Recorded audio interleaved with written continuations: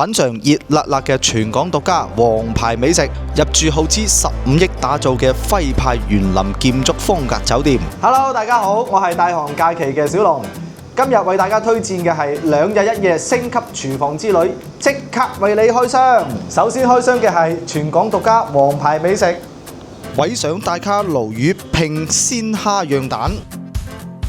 鱸魚口感鮮嫩爽口，再搭配埋海蝦嘅鮮甜同埋雞蛋嘅嫩滑，口感勁豐富啊！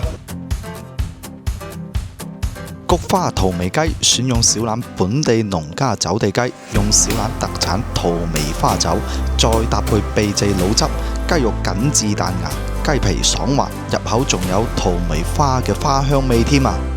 菊花桃味焗脆肉丸腩。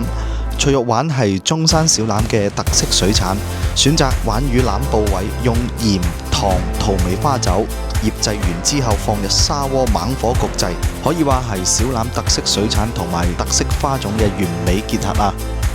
菊花艾草薄餐呢個係小欖傳統點心，薄餅軟糯 Q 彈，裡面加咗小欖特色菊花糖，呢個招牌點心你千祈唔好錯過啦！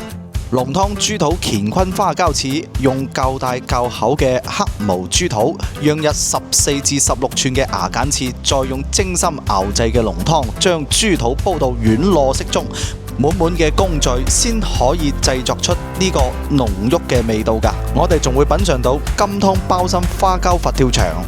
精選鮑魚、海參、花膠等等海味，配搭埋老雞、排骨、瑤柱、慢牛8個鐘以上嘅金湯，真係滿滿嘅膠原蛋白同埋鮮味啊！果木荔枝柴燒雞，即燒即食，雞皮爽脆，肉質嫩滑，雞味濃郁，仲有淡淡嘅果木香啊！美食方面咁豐富，酒店方面又點會執輸？酒店起喺中山首個古建城